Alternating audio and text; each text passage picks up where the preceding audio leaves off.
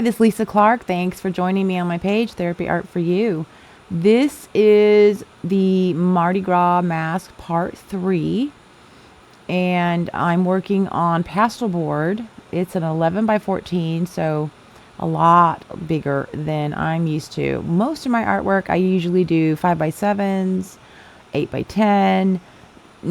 That's usually my cutoff is the 8 by 10, but I decided I wanted to do something a little bit bigger, and boy does it recall it calls for lots of detail work. So on this part 3, you're seeing me working on the cracks that are in the mask. It's a very interesting reference photo if you look at it. That mask is actually separate and it's sitting on the person's face, and what they did was they continued painting the crack on the mask on their face. I think it's just really neat. So it will not be exact replica of that reference photo, and as I've said in other videos, I don't go for exact replica of my reference photos. I use reference photos for just that, references.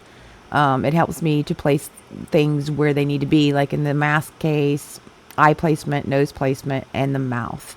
Other than that, I'm just kind of using it as a suggestion, if that makes sense.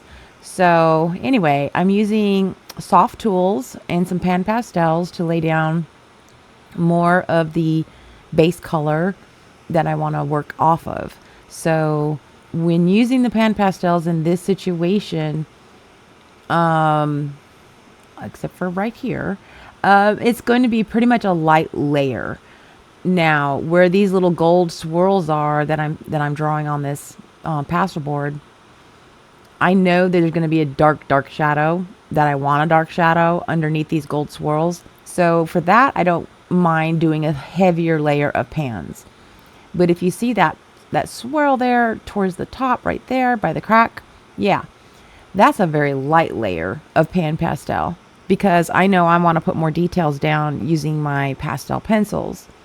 And as I've said before, my best advice if you want to use Pan Pastels, which I strongly recommend for background layers, because it is just incredibly fast to use Pan Pastels. But if you want to put, if you want to put details over the Pan Pastel, then do a very light layer of the Pan Pastels. If it's too thick, then it's not going to take your pencils very well. It will take it, but it won't do a very good job. So, excuse me. Yeah, so my best advice is, as a whole, I usually do a light layer of pans. However, around these swirls here that I'm working on currently, I already know that's going to be a very dark black situation, so I will do a heavier layer of the pans. I've also said before, Pan Pastels, in my opinion, are super forgiving. They're not only like wonderfully pigmented, but to me, they're very forgiving. I could literally probably take a yellow pan and go over that black, and it would do it. It would do it for me. Pans are just amazing to me. It takes a little practice. I'm not professional at it for sure, but I'm loving using them, especially for background work. If you're wanting to do something that's out of focus, Pan Pastels are great for that too. So yeah, this mask has got a lot of detail coming, so I'm definitely using my Pan Pastels as much as I can, because it does a lot of coverage in a quick time. So I say, give it a shot. Give them a try. You'll be surprised how fun they are to use.